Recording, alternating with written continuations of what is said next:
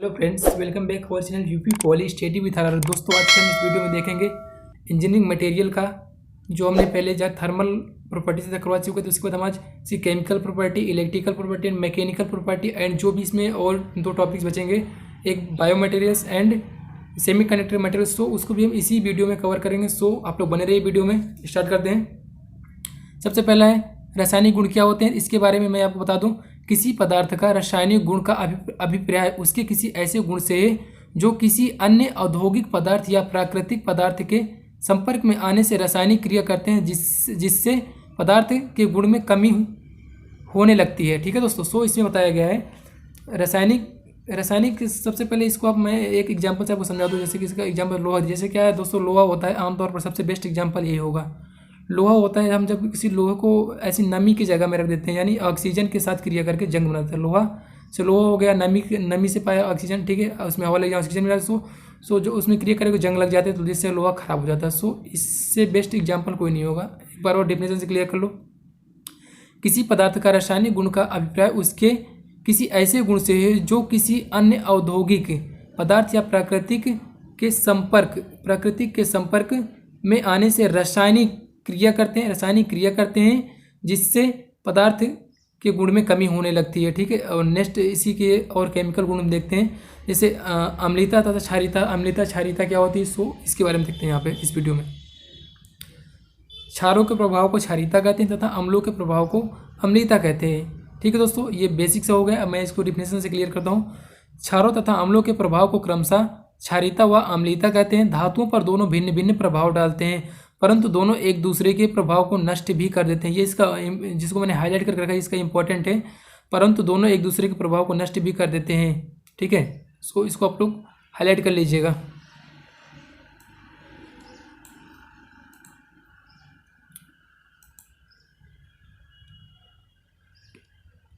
क्षारों तथा अम्लों के प्रभाव को क्रमशः क्षारीयता व अम्लता कहते हैं। धातुओं पर दोनों भिन्न भिन्न प्रभाव डालते हैं, परंतु दोनों एक दूसरे के प्रभाव को नष्ट भी कर देते हैं। इसी कारण बॉयलर की नालियों में अम्लीय संक्षारी को रोकने के लिए फीड वाटर में क्या क्षारीय पदार्थ मिला दिया जाता है।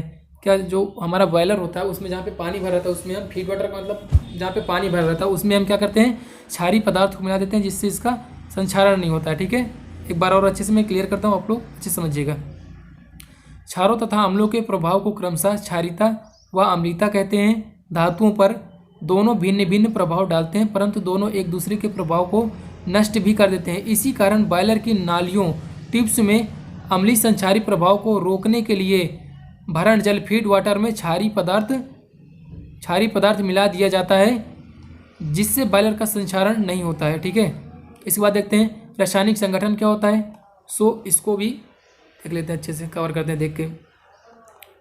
रासायनिक संगठन क्या होता है, किसी पदार्थ के इंजीनियरिंग गुणों को सुधारने के लिए, किसी पदार्थ के अभियांत्रिकी गुणों को सुधारने के लिए उस पदार्थ में वांछित मात्रा में अन्य तत्व मिलाए जाते हैं जिससे उनका रासायनिक संगठन हो सके। क्या है, किसी पदार्थ के या अभियांत्रिकी गुणों को सुधारने के लिए उस पदार्थ में वांछित मात्रा में अन्य तत्व मिलाए जाते हैं जिससे उनका रासायनिक संगठन हो सके। ठीक है। इसका एग्जाम्पल है, जब क्या करते हैं हम लोग, स्टील में कार्बन की मात्रा बढ़ा दी जाती हो तो इसका इस्पात क्या होता है, जब इस्पात में कार्बन की मात्रा बढ़ाई जाती हो तो इस्पात की कठोरता बढ़ जाती है व इनके गलनांक में कमी आ जाती है। जब स्टील में कार्बन की मात्रा बढ़ाई जाती है तो कठोरता बढ़ जाती है व गलनांक में कमी आ जाती है। नेक्स्ट डिफिनेशन देते हैं। एटॉमिक नंबर क्या होता है, परमाणु क्रमांक क्या होता है, देखते हैं एटॉमिक नंबर क्या है। यहाँ से देख के इसको समझते हैं। सबसे पहले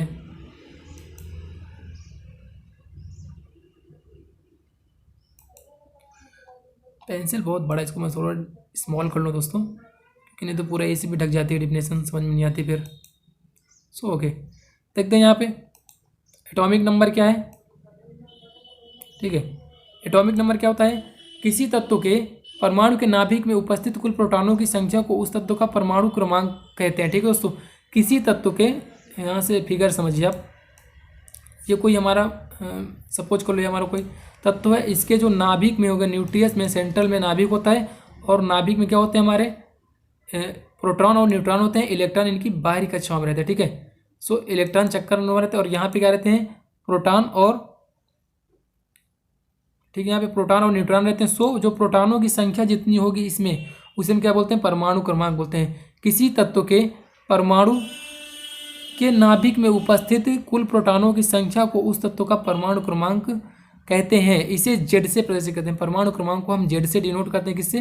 परमाणु क्रमांक को हम जेड से डिनोट करते हैं। ओके, सो देखते हैं आगे इसमें क्या दिया गया है इसका। और क्या होता है जब कोई भी होता है उसमें कोई चार्ज नहीं होते हैं, जब क्या होता है परमाणु भार बराबर क्या होता है परमाणु, ये परमाणु क्रमांक जेड है, परमाणु भार नहीं, ये परमाणु क्रमांक है। ठीक है, परमाणु क्रमांक बराबर प्रोटॉनों की संख्या बराबर इलेक्ट्रॉनों की संख्या तब होगी जब इन पे कोई चार्ज नहीं होगा, मतलब इन पे कोई आवेश नहीं होगा। ठीक है, एग्जाम्पल देख लो। कार्बन के परमाणु के नाभिक में 6 प्रोटॉन होते हैं, अतः E = 6 एंड Z = 6 होगा। ठीक है, एटॉमिक बोर्ड पर परमाणु भार क्या होता है इसको देखते हैं हम लोग। सबसे पहले परमाणु भार क्या होता है,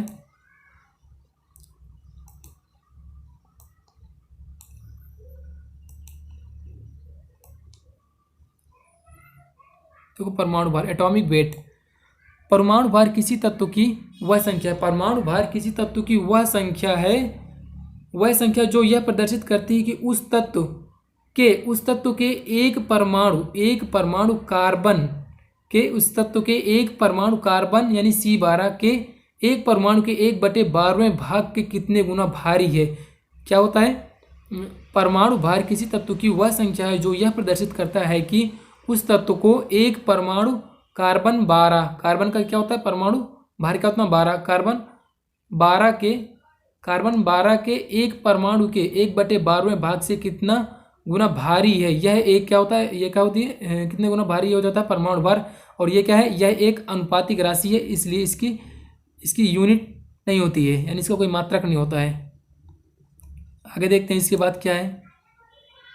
इसके बाद हमें नेक्स्ट डिफिनेशन में दिया है मॉलिक्यूलर वेट यानी अणुभार क्या होता है। सो अणुभार के बारे में बताते हैं। यहाँ पे क्या होता है अणुभार क्या है, किसी तत्व के किसी अणु का अणुभार वह संख्या है जिससे यह पता चलता है कि उस एक अणु कार्बन C12 के एक परमाणु के भार के एक परमाणु के भार के 12वें भाग के कितने गुना भारी। क्या होता है किसी अणु का एक अणुभार वह संख्या है जिससे यह पता चलता है कि उसका एक अणु कार्बन C12 के एक परमाणु के भार के 12वें भाग से कितने गुना है। ओके, इसका एग्जांपल देख लो। मेथेन इसका एग्जांपल दिया है, CH4 का अणुभार कितना होता है 16 होता है, अणुभार 16 होता है। अतः मीथेन में एक अणु का भार कार्बन 12 के परमाणु के 12वें भाग का 16 गुना भारी है। तुल्यांकी भार क्या है अब यहाँ पे देखते हैं। सो डिफिनेशन से क्लियर करते हैं। तुल्यांकी भार क्या होता है, तुल्यांकी भार किसी तत्व की वह संख्या है जो किसी अम्ल क्षार, तुल्यांकी भार यहाँ से देखो तुल्यांकी भार क्या है,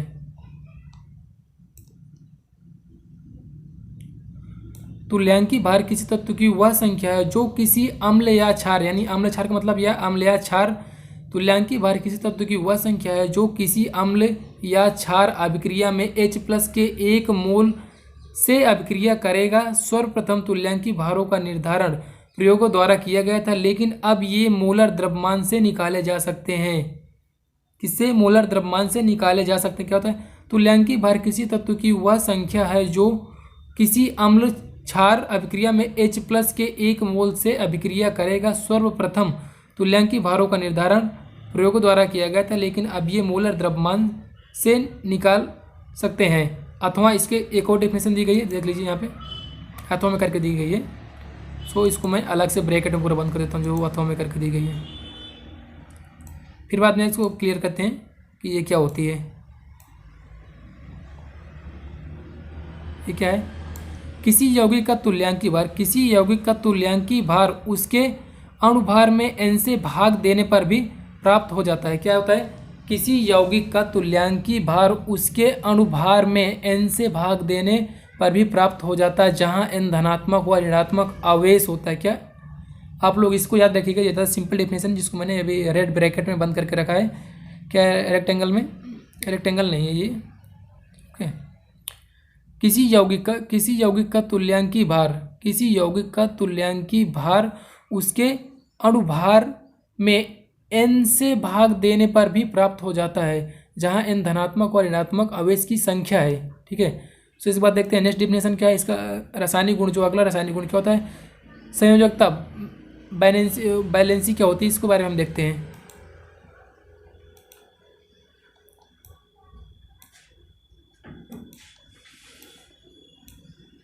सिलेक्ट नहीं हो रहा है, ओके दोस्तों सिलेक्ट हो गया। संयोजकता क्या होती है इसको जहाँ समझ लो, डिफिनेशन से मैं क्लियर कर दूंगा। किन्हीं तत्वों के परमाणुओं के परस्पर संयोजन करने की क्षमता को संयोजकता कहते हैं।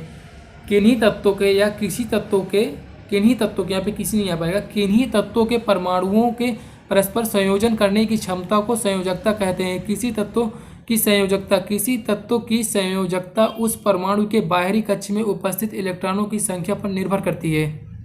ठीक है, किन्हीं तत्वों के परमाणुओं के परस्पर संयोजन करने की क्षमता को संयोजकता कहते हैं। किसी तत्व की जो संयोजकता होती है वो उस परमाणु के बाहरी कक्ष में उपस्थित इलेक्ट्रॉनों की संख्या पर निर्भर करती है। ओके, क्लियर यहाँ तक। नेक्स्ट डिफिनेशन देखते हैं। संचारण प्रतिरोध क्या होता है,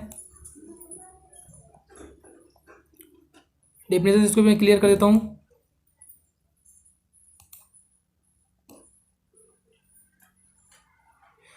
ठीक है, संचारण प्रतिरोध यह वह पैरामीटर है जो किसी धातु या मिश्र धातु का आसपास के वातावरण से क्रिया करके उस धातु के आंतरिक गुणों से परिवर्तन का वर्णन करता है। क्या है संचारण प्रतिरोध, क्या होता है, यह वह पैरामीटर है जो किसी धातु या मिश्र धातु का आसपास के वातावरण से क्रिया करके उस धातु के आंतरिक गुणों से परिवर्तन का वर्णन करता है। किसी धातु का संचारण प्रतिरोध बढ़ाने के लिए उसमें कुछ तत्वों को मिलाया जाता है। फॉर एग्जांपल के लिए मैंने दे दिया है, स्टेनलेस स्टील हो गया, निकिल हो गया एंड क्रोमियम हो गया। ठीक है, क्या करते हैं हम, किसी धातु का संचारण प्रतिरोध बढ़ाने के लिए उसमें कुछ तत्वों को मिला देते हैं, जैसे स्टेनलेस स्टील हो गया, निकिल हो गया, क्रोमियम हो गया एंड इट्स। ओके दोस्तों, एक बार और मैं इसको डिफिनेशन से क्लियर कर दूँ। यह वह पैरामीटर है जो किसी धातु या मिश्र धातु का आसपास के वातावरण से क्रिया करके उस धातु के आंतरिक गुणों से परिवर्तन का वर्णन करता है। किसी धातु का संचारण प्रतिरोध बढ़ाने के लिए उसमें कुछ तत्वों को मिलाया जाता है। एग्जाम्पल के लिए स्टेनलेस स्टील हो गया, निकिल हो गया, क्रोमियम हो गया आदि। ठीक है, बढ़ते हैं नेक्स्ट डिफिनेशन में। इसके बाद हमारी इसी के साथ साथ हमारी कितनी इसमें टोटल 8 हमें रासायनिक प्रॉपर्टी दी गई थी। इस पर हम देखते हैं इलेक्ट्रिकल प्रॉपर्टी क्या होती है।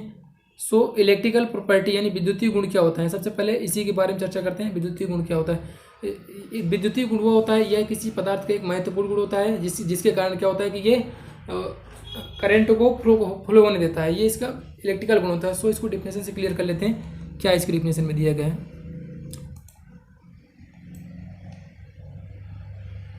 ठीक है, सो देखते हैं इसके बाद क्या है इसमें। विद्युतीय गुण पदार्थ का एक महत्वपूर्ण गुण है। क्या है, विद्युतीय गुण यानी इलेक्ट्रिकल प्रॉपर्टी पदार्थ का एक महत्वपूर्ण गुण है, लेकिन सभी पदार्थों में यह गुण नहीं होते हैं। क्या है कि इलेक्ट्रिकल प्रॉपर्टी जो यह एक महत्वपूर्ण गुण है, लेकिन सभी पदार्थों में इलेक्ट्रिकल प्रॉपर्टी नहीं होती है। कुछ पदार्थ होते हैं जो विद्युत का प्रवाह होने देते हैं तथा कुछ पदार्थ विद्युत के प्रवाह का विरोध करते हैं। अतः पदार्थों का चयन विद्युतीय गुणों के आधार पर ही किया जाता है। जो पदार्थ होते हैं उनका चयन विद्युतीय गुणों के आधार पर ही किया जाता है, जिससे उनका उपयोग विद्युतीय उपकरणों में किया जा सके। कुछ विद्युतीय गुण नीचे मैंने डिस्क्राइब करके रखे हैं, जो मैं आपको बताता हूँ कि क्या कैसे होता है। ठीक है, सबसे पहला विद्युतीय गुण है हमारा, क्या है, विद्युत प्रतिरोध, इलेक्ट्रिकल रजिस्टिविटी। ठीक है, देखते हैं विद्युत प्रतिरोध क्या होता है। सो मैं बता दूं पहले आपको, प्रतिरोध का मतलब होता है कुल मिला के यार रुकावट। ठीक है, सो अब इलेक्ट्रिकल में रुकावट का मतलब क्या है, अब यहाँ पे आप समझेंगे। ठीक है, यह पदार्थ का वह विद्युतीय गुण है जिसके कारण यह पदार्थ में विद्युत धारा के प्रवाह का विरोध करते हैं। यहाँ पे जहाँ पे मैंने केवल विद्युत किया, यहाँ पे आप विद्युत धारा का भी कर सकते हैं, यानी इलेक्ट्रिकल करंट के ये प्रभाव को फ्लो नहीं होने देता है। कुल मिला के इसका काम ही होता है, ठीक है। डिफरेंस से क्लियर कर लो।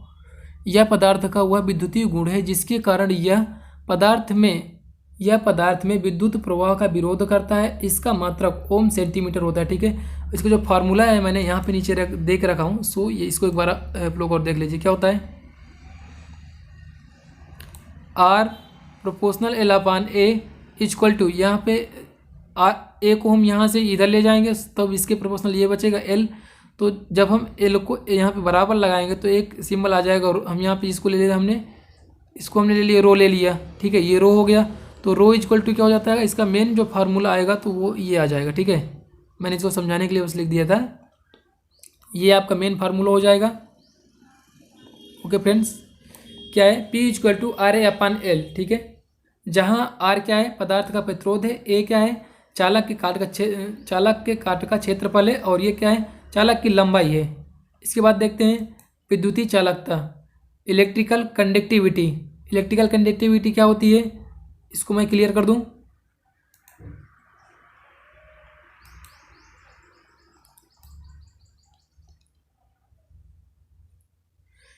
डिफिनेशन से देख लो। सबसे पहले क्या है, यह पदार्थ का वह गुण होता है जिसके कारण पदार्थ में विद्युत का प्रवाह आसानी से होता है। यदि किसी पदार्थ की विद्युत चालकता अधिक व प्रतिरोधकता कम है तो वह विद्युत का एक अच्छा सुचालक होता है, जिसकी यानी इसमें बताया गया है, यह पदार्थ का वह गुण होता है जिसके कारण पदार्थ में विद्युत का प्रवाह आसानी से होता है। यदि किसी पदार्थ की विद्युत चालकता अधिक व प्रतिरोधकता कम हो तो क्या होता है, वह पदार्थ विद्युत का अच्छा सुचालक कहलाता है, ठीक है। आगे देखिए इसमें क्या दिया गया है, विद्युत चालकता विद्युत प्रतिरोधकता का व्युत्क्रम होता है। इसका मात्रक क्या होता है, ओम सेंटीमीटर इनवर्स होता है, या इसको हम ऐसे भी कर सकते हैं, ओम अपान सेंटीमीटर, ठीक है। सो ये यहाँ पे दिया गया है ओम प्रति सेंटीमीटर, ये भी इसका फार्मूला है। जहाँ इसका मैंने ये कैसे आया, ये इसका क्या होता है, जो विद्युत चालकता होती है ये विद्युत प्रतिरोधकता का व्युत्क्रम होती है। सो यहाँ पे मैंने कर दिया 1/p करके दिखा दिया यहाँ पे, इसे आप यहाँ से इसको समझ सकते हैं अच्छे से। ये यहाँ पे रो है, ये पी नहीं, इसे आप पी मत समझना, ये रो है। जहाँ रो का फार्मूला यहाँ पे L/R, रो इक्वल टू क्या होता है, RA/L होता है। ऊपर आप जहाँ देख सकते हैं रो इक्वल टू फार्मूला मैंने बताया RA/L, ठीक है। सो यहीं पे इसकी वैल्यू रो की रख दी गई है। जब वैल्यू रख दी जाएगी तो RA/L, तो ये क्या हो जाएगा, इसके 1/1 कर लिए, इसके बाद इसका क्या करेंगे तो ये ऐसे आ जाएगा, ठीक है। तो इसका फार्मूला हो जाएगा, ये हो जाएगा। जब हम रो की वैल्यू रख देंगे तो इसका फार्मूला ये निकल के आ जाएगा, ठीक है। ओके, इसके बाद देखते हैं नेक्स्ट डिफिनेशन में क्या है। इसके बाद हमें दिया गया है थर्मो इलेक्ट्रिसिटी, यानी तापीय विद्युत क्या होती है, इसके बारे में थोड़ा सा देख लीजिए।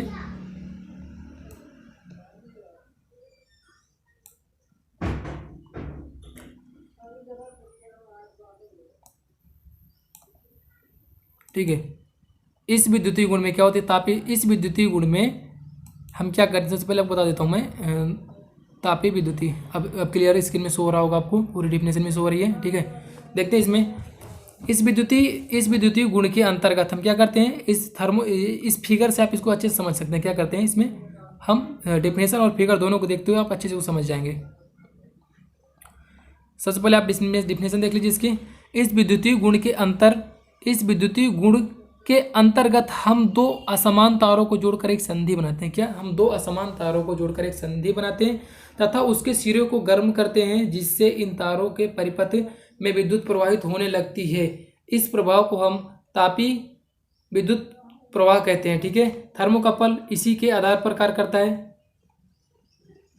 इस विद्युतीय गुण के अंतर्गत हम दो असमान तारों को जोड़कर एक संधि बनाते हैं तथा उसके सिरों को गर्म करते हैं, जिससे इन तारों के परिपथ में विद्युत प्रवाहित होने लगती है। इन प्रवाह को तापीय विद्युत प्रवाह कहते हैं। थर्मोकपल जो होता है इसी के आधार पर कार्य करता है। आप लोग इस फिगर को बना लेना अच्छे से, और जब नोट्स बनाना तो आप फिगर जरूर बना लेना। ये फिगर आपको समझने के लिए बहुत ही हेल्पफुल होगा। इसमें क्या हमने पढ़े थे, पहले हम दो असमान तारों को जोड़कर एक संधि बनाते हैं। ये हमने एक संधि बनाई दो असमान तारों, फिर इसके क्या है इनके सिरों को गर्म करते हैं, ठीक है। इसमें डिफिनेशन जैसे अब देखते हैं इसके बाद जो हमारी नेक्स्ट डिफिनेशन है, इसको आप लोग यहाँ पे इसमें देख लीजिए, जहाँ ए तथा बी दोनों अधातुओं के तापी विद्युत स्थिरांक है और T1 T2 असमान धातुओं के तापमान संधियों पर, ठीक है। T1 T2 ये तापमान दिए गए हैं संधियों पर दोनों के।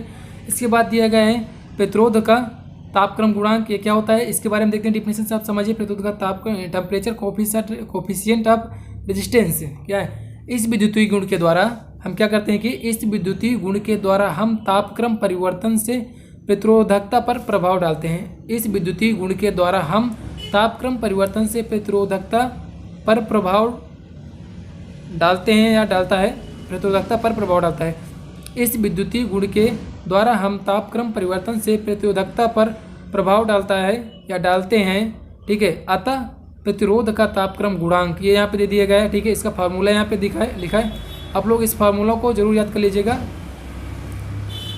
इसका जो गुणांक का फार्मूला है ये पूरा फार्मूला यहाँ पे दे दिया गया है, जहाँ पर नीचे दिखा दिया गया है रो तथा रो जीरो तापक्रम टी तथा टी जीरो पर प्रतिरोधकता टी, ये ठीक है। और इसको तापक्रम यहाँ पे टी तथा टी जीरो तापक्रम है जो केल्विन में है, ठीक है। इसके बाद ये इंपॉर्टेंट डाई इलेक्ट्रिक स्ट्रेंथ ये क्या होती है, इसके बारे में थोड़ा अच्छे से हम स्टडी करेंगे।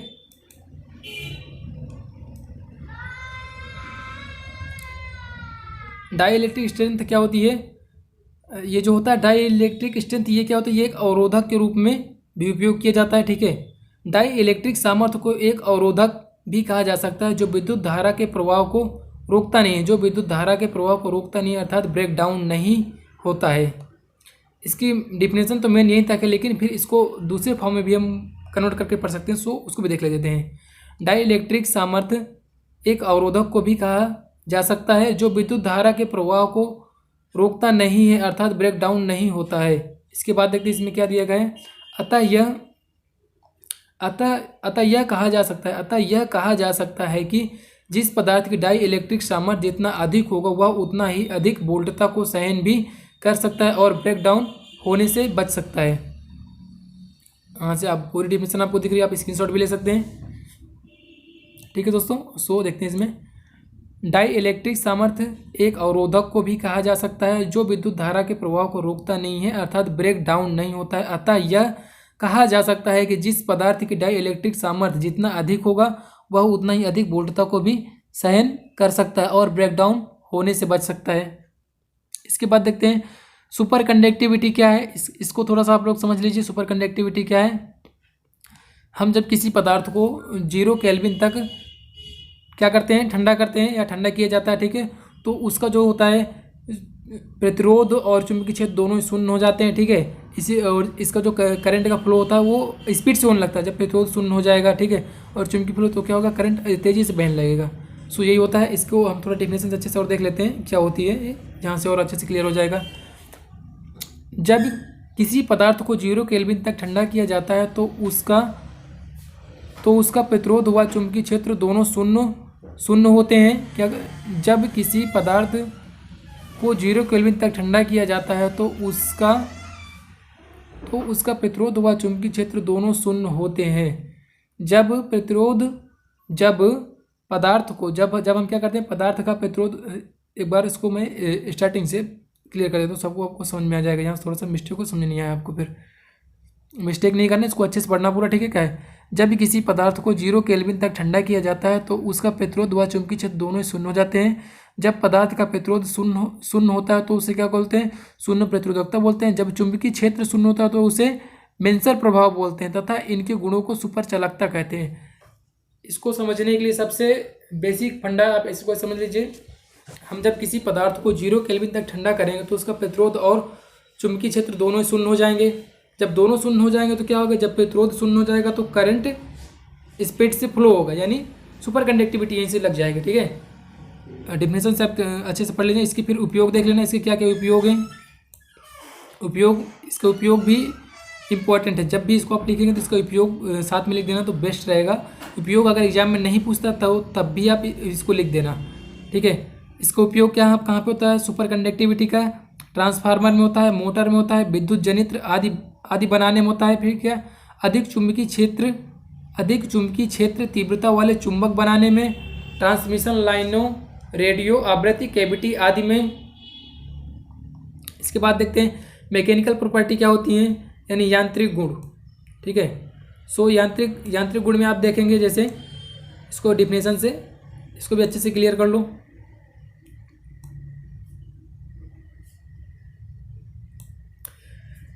पदार्थ का वह गुण जिसके कारण उस पर लगने वाले भार अथवा बलों के प्रतिरोध क्षमता या व्यवहार को प्रदर्शित कर सके, उसे क्या बोलते हैं हम, यांत्रिक गुण बोलते हैं, यानी मैकेनिकल प्रॉपर्टी बोलते हैं। पदार्थ का वह गुण जिसके कारण उस पर लगने वाले भारों व बलों के प्रतिरोध क्षमता या व्यवहार को प्रदर्शित कर सके या करता हो, तो उसे हम क्या बोलते हैं, यांत्रिक गुण बोलते हैं। ठीक है, तथा साथ साथ ये पदार्थ की क्वालिटी को बताते हैं ताकि हमें पता चल सके कि कौन सी धातु किस जगह प्रयोग करनी है। ठीक है, डिफरेंसेस और अच्छे से क्लियर कर लो।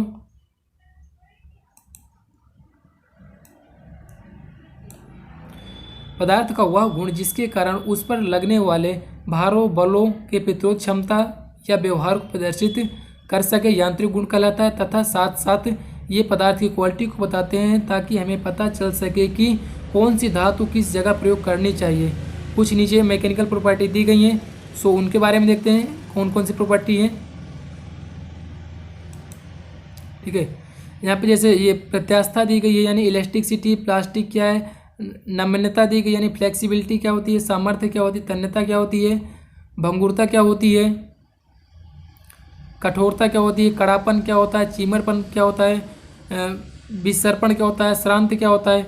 मैं इस चीज़ को, ये जो पूरी इसकी 11 डिफिनेशन दी गई, मैं ये पूरी 11 की 11 डिफिनेशन मैकेनिक ऑफ सॉलिड में करवा चुका हूँ, आप वहाँ से भी जाके दे सकते हैं। और इनको भी मैं इसी वीडियो में करवा दूंगा। पहले मैं इसकी ये जो 2 और प्रॉपर्टी हैं पहले इनको करवाता हूँ, फिर स्टार्टिंग से कर करवा दूंगा। ठीक है, क्योंकि मैं इसको जब मैकेनिक ऑफ सॉलिड का लेक्चर रिकॉर्ड किया था तब भी मैंने इसको वहाँ पे पूरा डिस्क्राइब कर चुका हूँ और यहाँ पे भी डिस्क्राइब कर दूंगा, तो आप लोग रिपीट कर लेना एक बार। और तो सबसे पहले देख लिया इसमें जो इसकी प्रॉपर्टी नंबर 12 है, दुर्नम्यता यानी स्टिफनेस क्या होती है, इसके बारे में समझ लो।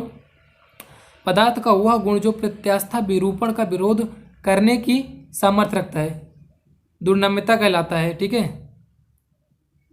स्टिफनेस कहलाता है। पदार्थ का वह गुण जो प्रत्यास्था विरूपण का विरोध करने की सामर्थ्य रखता है, स्टिफनेस कहलाता है। इसके बाद क्या है, प्रत्यास्कंदन, इसको देख लो आप लोग, क्या है, किसी पदार्थ की प्रत्यास्था सीमा के अंदर संचित किए गए अधिकतम विकृति ऊर्जा को ही प्रत्यास्कंदन कहते हैं। किसी पदार्थ का प्रत्यास्था सीमा के अंदर संचित किए गए अधिकतम विकृति ऊर्जा को ही प्रत्यास्कंदन कहते हैं। अब इसके बारे में हम देखेंगे डिटेल से पहले से, क्योंकि जो इसका पहला प्रॉपर्टी थी हमारी प्रत्यास्था क्या होती है यानी इलास्टिसिटी, तो इलास्टिसिटी के बारे में हम देखेंगे। यदि किसी पदार्थ, ठीक है, इलास्टिसिटी क्या होती है, इलास्टिसिटी का गुण क्या होता है, अब इसमें देखेंगे हम। ओके, स्टार्ट करते हैं। इलास्टिसिटी क्या थी, यदि किसी पदार्थ पर बल लगाने पर उसकी आकार एवं आकृति बदल जाते हैं। ठीक है, इलास्टिसिटी का गुण होता है जब हम किसी पदार्थ में बल लगाते हैं, जैसे कंसीडर कर लो हमने लिया एक मटेरियल, ठीक है, हमने कंसीडर कर लिया ये क्या है, ये हमारा एक कोई ठोस मटेरियल है। ठीक है, अब हम इसकी क्या है, इस पर बल लगाएंगे। ठीक है, हमने इसमें बल लगाया तो हमने पाया कि इसकी थोड़ा क्या हुआ, आकार और आकृति बदल गई। ठीक है, इसको हमने जब इसमें बल लगाया तो ये यहाँ से क्या हो गई, और लंबी हो गई, इतना और लंबा हो गया ये। ठीक है, इतना लंबा हुआ, साथ में थोड़ा और सकरा भी हो गया, चौड़ा था पहले, अब यहाँ पे थोड़ा सकरा हो गया। ठीक है, सो और जब तक इसमें बल लगा है, ठीक है, तब तक तो ठीक इतना ही रहेगा, और जब इससे बल हटा देंगे तो फिर हमारा ये फिर यहीं तक आ जाएगा, पहले यहाँ तक था यहाँ तक आ जाएगा। सो ये होती है इलास्टिसिटी। डेफिनेशन से क्लियर कर लो, किसी पदार्थ पर बल लगाने पर उसकी आकार एवं आकृति बदल जाते हैं तथा बल हटाने पर पुनः अपनी वास्तविक, तथा बल हटाने पर अपने, यहाँ पे पूरा नहीं आ पाया है, यहाँ पे ये थोड़ा सा कट गया है, जिसको यहाँ पे वास्तविक है, आप लोग वास्तविक कर लेना, मैं सही भी कर दे रहा हूँ इसको, नहीं चलो ठीक है, आप लोग सही कर लेना जब नोट्स करना।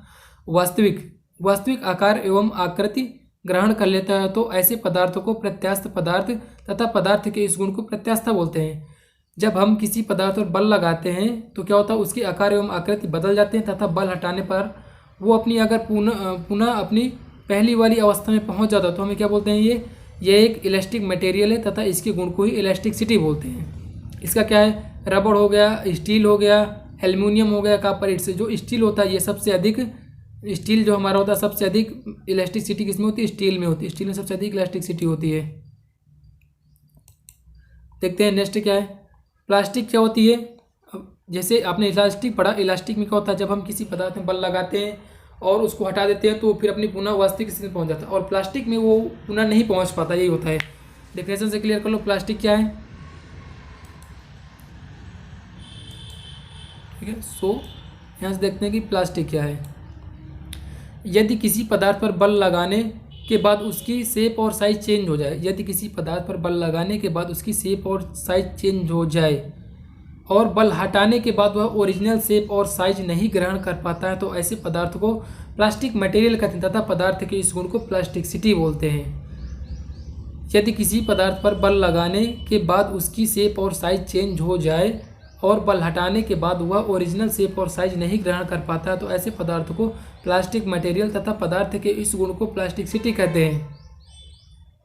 इसके बाद देखते हैं इलास्टोप्लास्टिक क्या होता है, यानी प्रत्यास्थ सुगठ्य पदार्थ। इलास्टोप्लास्टिक डिफिनेशन जिसको भी क्लियर कर देते हैं, ठीक है। इलास्टोप्लास्टिक हमें पढ़ना है, इसमें क्या करना है, इलास्टोप्लास्टिक। यदि किसी पदार्थ पर बल लगाने से उसकी शेप और साइज चेंज हो जाए और बल हटाने के बाद वह आंशिक रूप से ओरिजिनल शेप और साइज ग्रहण कर लेता है तो ऐसे पदार्थ को हम इलास्टोप्लास्टिक मटेरियल कहते हैं। यदि किसी पदार्थ पर बल लगाने से उसकी आकार और आकृति चेंज हो जाए, बदल जाती है यानी, और बल हटाने के बाद वह आंशिक रूप से अपनी पुनः प्रारंभिक अवस्था में पहुंच जाता है यानी शेप और साइज ग्रहण कर पाता है तो ऐसे पदार्थ को हम इलास्टोप्लास्टिक मटेरियल कहते हैं तथा इसके इस गुण को इलास्टोप्लास्टिक कहते हैं। इसके बाद तन्यता क्या होती है, तन्यता किसी पदार्थ का ऐसा गुण है जिससे उसे पतले तारों के रूप में क्या परिवर्तित किया जा सकता है। सो यहाँ पे डेफिनेशन इसको भी देख लो, अच्छे से क्लियर हो जाएगा। तन्यता को इंग्लिश में डक्टिलिटी बोलते हैं, ठीक है। किसी पदार्थ का वह गुण जिसके द्वारा पदार्थ पर टेंसाइल फोर्स लगाकर, मतलब तनन बल, तनाव बल या तनन बल कुछ भी बोल लो, तनाव बल लगाकर बिना टूटे स्थायी रूप से पतले तारों के रूप में परिवर्तित किया जा सकता है। इस पदार्थ को डक्टाइल मटेरियल तथा पदार्थ के इस गुण को डक्टिलिटी कहते हैं। इसका एग्जाम्पल हो गया, ये एग्जाम्पल दिए गए हैं, सोना, चांदी, स्टील, एल्युमिनियम, कॉपर आदि दिए गए हैं। आभूषण बनाने के लिए इसी गुण को यूज किया जाता है। इसका ये नोट पॉइंट है, आप लोग याद रखिएगा। आभूषण बनाने के लिए इसकी तन्यता के गुण का यूज किया जाता है।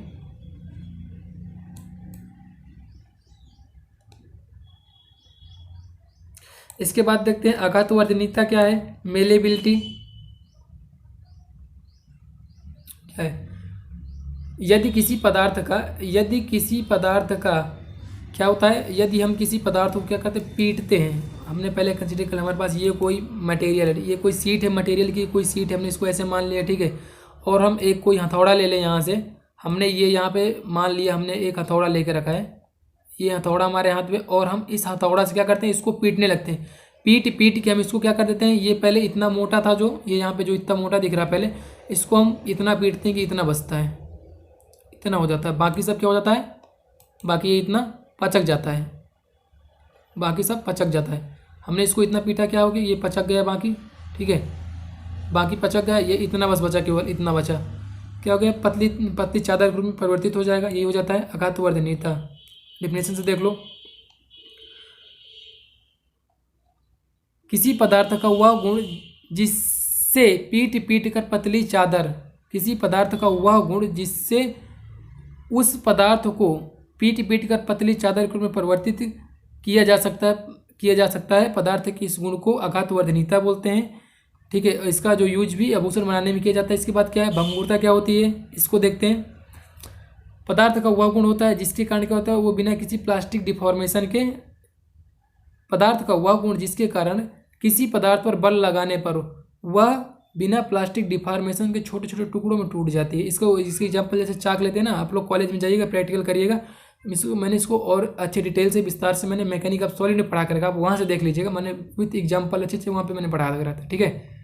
सो वैसे ही यहाँ बता दूँ मैं, आप किसी चाक को लेना, चाक को उठा कर नीचे फर्श में फेंकना, ठीक है। यहाँ से माना भंगुरता से चाक को फेंक दो यहाँ तक, लेट तक, तो चाक क्या हो जाएगी, टूट जाएगी। कैसे? सो एग्जाम्पल से देखते हैं। यहाँ पे ये कंसिडर कर लो, ये तुम्हारी क्या है, फर्श हो गई, ठीक है। और यहाँ पे ये तुम खड़े हो, मान लो ये तुम खड़े हो, ठीक है। माना ये तुम खड़े हो, ये तुम खड़े हो, ठीक है। और यहाँ पे तुमने ये चाक को पकड़ के रखा, ये तुम्हारी चाक ली हो हाथ में, और जैसे तुम इस चाक को यहाँ पे फेंकोगे तो ये क्या हो जाएगी, छोटे छोटे टुकड़ों में टूट जाएगी। एक ऐसे टूट के यहाँ बिखर जाएगा, एक टुकड़ा यहाँ आ जाएगा, एक टुकड़ा यहाँ, ऐसे ऐसे करके ये जितनी इसकी लंबाई होगी टोटल, उतनी लंबाई इसकी भी रहेगी, ठीक है। इसकी लंबाई में कोई वृद्धि नहीं होगी, बिखर जाएगी टूट कर। अब इसको तुम्हें समझने में आसानी होगी। अब इसको देख लो डेफिनेशन से, पदार्थ का वह गुण जिसके कारण किसी पदार्थ पर बल लगाने से वह पदार्थ बिना लंबाई में वृद्धि के छोटे छोटे टुकड़ों में टूट जाता है, तो यह पदार्थ ब्रिटिल मटेरियल तथा पदार्थ के इस गुण को ब्रिटिलनेस कहते हैं, यानी भंगुरता कहते हैं। इसका एग्जाम्पल हो गया चाक हो गया, ब्रिक हो गया और लेड हो गया, ठीक है। इसके बाद एक नोट पॉइंट है, सो नोट पॉइंट को देखते हैं। ब्रिटिल मटेरियल में प्लास्टिक डिफॉर्मेशन यानी विरूपण 5% से कम होता है। इसके बाद देखते हैं कठोरता क्या है, मैकेनिकल प्रॉपर्टी है। हार्डनेस क्या होती है, यह पदार्थ का वह गुण है जिसके कारण कोई पदार्थ क्या खुरचने या घिसने का विरोध करता है। कठोरता जो होती है, यह पदार्थ का हार्डनेस पदार्थ का वह गुण है जिसके कारण वह पदार्थ खुरचने या घिसने का विरोध करता है, हार्डनेस कहलाता है। इसका सबसे जो हार्ड होता है वो हमारा डायमंड होता है। क्या होता है, सबसे हार्ड मटेरियल जो होता है डायमंड, इसका बेस्ट एग्जांपल हो जाएगा। जो डायमंड होता है इससे हर चीज़ का विरोध करके घिसने या घुसने हर चीज़ का विरोध करता है।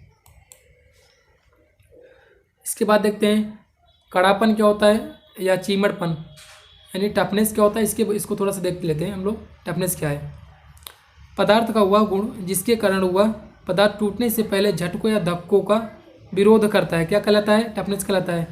पदार्थ का वह गुण जिसके कारण वह पदार्थ टूटने से पहले धक्कों या झटकों का विरोध करता है, टफनेस कहलाता है। कड़ापन क्या, कड़ापन, टफनेस, कड़ापन, चिड़ापन, चीमड़पन, जिसको कड़ापन भी हम बोलते हैं, चीमड़पन कुछ भी बोल देते हैं। सो इसकी डिफिनेशन से अच्छे से इसको क्लियर कर लीजिएगा। पदार्थ का वह गुण जिसके कारण वह पदार्थ टूटने से पहले झटकों या धक्कों का विरोध करता है, टफनेस कहलाता है। इसके बाद फ्लेक्सिबिलिटी क्या है, फ्लेक्सिबिलिटी को अच्छे से आप लोग समझिएगा, ठीक है।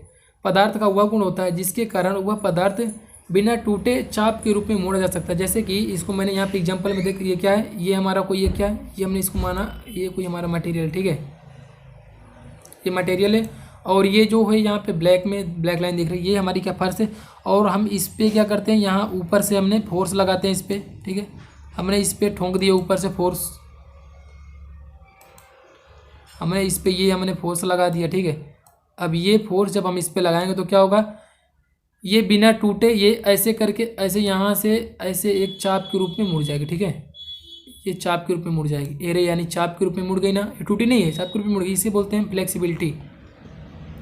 पदार्थ का वह गुण जिसके कारण वह पदार्थ बिना टूटे चाप में मोड़ा जा सकता है, फ्लेक्सिबिलिटी कहलाता है, ठीक है। इसको नेक्स्ट देखते हैं आगे। नेक्स्ट डिफिनेशन क्या है, फटीग क्या होता है, यानी श्रांत, फटीग, श्रांत को हम लोग फटीग बोलते हैं।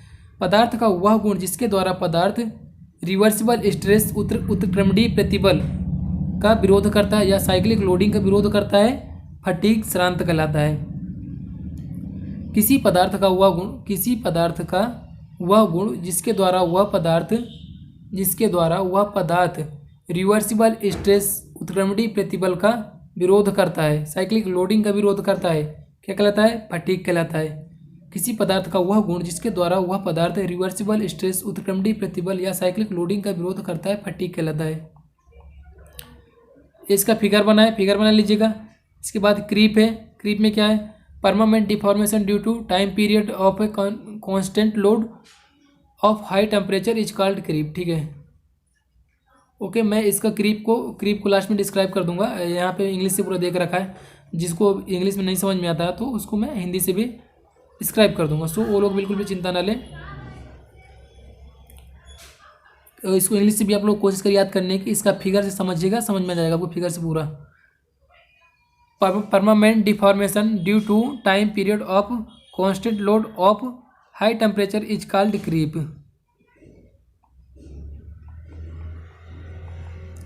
इसके बाद टेनासिटी क्या होती है? किसी पदार्थ के तनाव में टूटने की स्थिति में जितनी अधिकतम प्रतिबल तीव्रता उत्पन्न की जा सकती है उसे पदार्थ की टेनासिटी कहते हैं। किसी पदार्थ के तनाव में टूटने की स्थिति में जितनी अधिकतम प्रतिबल उत्पन्न की जा सकती है उसे पदार्थ की टेनासिटी कहते हैं। स्ट्रेंथ क्या होती है? सामर्थ्य क्या होती है? इसको यहाँ से देख लो। यह किसी पदार्थ का वह गुण होता है जो बिना असफल हुए अधिकतम लोड को सहन कर सकता है, अधिकतम बल सहन कर सकता है, उसे पदार्थ की सामर्थ्य कहते हैं। किसी पदार्थ का वह गुण जो बिना असफल हुए, किसी पदार्थ का वह गुण जो बिना असफल हुए अधिकतम बल सहन कर सकता है, पदार्थ की सामर्थ्य कहलाती है। मैकेनिकल प्रॉपर्टी में ये हमारी प्रॉपर्टी नहीं थी, आप इसे स्किप भी कर सकते हैं, पढ़ना चाहे तो पढ़ भी लीजिए, क्योंकि अगर पढ़ लेंगे तो ये आपके लिए बेटर है। ठीक है, इसको भी देख लेते हैं।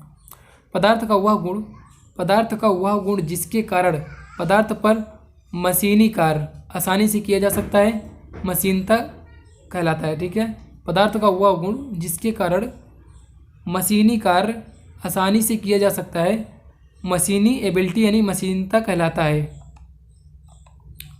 इसके बाद हम अब देखते हैं biomaterials and semiconductors. So okay friends, देखते हैं इसमें बायोमटेरियल्स एंड सेमीकंडक्टर मटेरियल्स क्या होते हैं। सबसे पहले देखते हैं बायोमटेरियल्स, डिफिनेशन से देख लो आप लोग, क्लियर हो जाएगा। यह एक ऐसा पदार्थ है जिसमें यांत्रिक, भौतिक तथा रासायनिक गुण होते हैं। बायोमटेरियल्स पदार्थों का उपयोग मानव शरीर में किया जाता है। जब किसी मनुष्य के शरीर का कोई भाग खराब या बेकार हो जाता है तो शरीर के उस भाग को बायोमटेरियल से बने भाग से बदला जाता है, क्योंकि बायोमटेरियल्स को ऐसे बनाया जाता है कि प्राकृतिक कृत्रिम बॉडी टिश्यूज के साथ सही तरीके से जुड़ सके तथा कार्य कर सके। अतः कुछ पदार्थों जैसे पॉलीमर, मेटल तथा अलाय, सिरेमिक, कंपोजिट आदि को बायोमटेरियल्स के रूप में उपयोग किया जाता है। सो एक बार और इसको मैं रिपीट कर देता हूँ डिफिनेशन से, आप लोग समझ लीजिएगा। यह एक ऐसा पदार्थ है, क्या है? बायोमटेरियल्स एक ऐसा पदार्थ है जिसमें मैकेनिकल, फिजिकल एंड केमिकल आदि प्रॉपर्टी होती हैं। बायोमटेरियल्स पदार्थों का उपयोग मानव शरीर में किया जाता है। जब किसी मनुष्य के शरीर का कोई भाग खराब या बेकार हो जाता है तो शरीर के उस भाग को बायोमटेरियल से बने भाग से बदला जाता है, क्योंकि बायोमटेरियल्स को ऐसे बनाया जाता है कि प्राकृतिक तथा कृत्रिम बॉडी टिश्यूज के साथ सही तरीके से जुड़ सके तथा कार्य कर सके। अतः कुछ पदार्थों जैसे पॉलीमर, मेटल तथा एलाय, सिरेमिक, कंपोजिट आदि को बायोमटेरियल्स के रूप में प्रयोग किया जाता है। इसके बाद देखते हैं सेमीकंडक्टर क्या होते हैं। सेमीकंडक्टर्स यानी अर्धचालक, ऐसे पदार्थ जिनमें सामान्य स्थिति में विद्युत धारा प्रवाहित ना हो। सेमीकंडक्टर ऐसे मटेरियल्स होते हैं जिनमें सामान्य स्थिति में विद्युत धारा प्रवाहित ना हो, परंतु इनका तापमान बढ़ाने या इनमें कुछ अशुद्धियाँ मिला दी जाए। क्या करते हैं इसमें अशुद्धियाँ मिलाने, इनका तापमान बढ़ाने। इसमें क्या है? ऐसे पदार्थ जिनमें सामान्य स्थिति में विद्युत धारा प्रवाहित ना हो, परंतु इनका तापमान बढ़ाने या इनमें अशुद्धियाँ मिलाने पर इनकी चालकता बढ़ाने के कारण, इनकी चालकता बढ़ने के कारण इनमें विद्युत धारा प्रवाहित होने लगती है, अर्धचालक पदार्थ कहलाते हैं। इन पदार्थों की विद्युत चालकता सुचालकों से कम, इन पदार्थों की जो विद्युत चालकता होती है वो सुचालकों से कम तथा कुचालकों से अधिक होती है। जर्मेनियम, सिलिकॉन, कैडमियम सल्फाइड आदि इसके प्रमुख उदाहरण है। ये प्रमुख दो प्रकार के होते हैं, एन टाइप तथा पी टाइप अर्धचालक। एक बार और इसको अर्धचालक को अच्छे से देख लीजिए आप लोग। ऐसे पदार्थ जिनमें समान स्थिति में विद्युत धारा प्रवाहित ना हो तथा इनका तापमान बढ़ाने या इनमें कुछ अशुद्धियाँ मिलाने पर इनकी चालकता बढ़ने के कारण इनमें विद्युत धारा प्रवाहित होने लगती है, अर्धचालक पदार्थ कहलाते हैं। इन पदार्थों की विद्युत चालकता सुचालकों से कम तथा कुचालकों से अधिक होती है। कुछ प्रमुख उदाहरण दिए गए हैं, जैसे जर्मेनियम, सिलिकॉन, कैडमियम सल्फाइड आदि इसके प्रमुख उदाहरण है। ठीक है, ये दो प्रकार के होते हैं, कौन कौन से? पी टाइप और एन टाइप। सो ये वीडियो कैसा लगा कमेंट सेक्शन में लिखकर बताइए फ्रेंड्स। जो इसके बाद के हमारे जितने वीडियो आएंगे उनमें हम पूरे चैप्टर को 2 वीडियो के अंदर ही, विथिन 2 वीडियो में पूरे चैप्टर को कवर करेंगे। इसके बाद जो सीरियल मत आप मत देखिएगा मेरे वीडियो में, क्योंकि मेरा वीडियो है ना कोई पहला चैप्टर स्टार्टिंग हो सकता है, फिर इसके बाद डायरेक्ट मैंने तीसरा चौथा ऐसे भी कोई भी चैप्टर अपलोड कर सकता हूँ। सो आप लोग केवल अपने सिलेबस में देखिए आपके सिलेबस में चैप्टर है या नहीं। इसके बाद जो नेक्स्ट वीडियो आएगा वो आपको इंजीनियरिंग मटेरियल्स का प्लास्टिक नाम से एक चैप्टर है, मैं उसका वीडियो डालूंगा क्योंकि चैप्टर छोटा है और थोड़ा स्कोरिंग मार्क्स का भी है।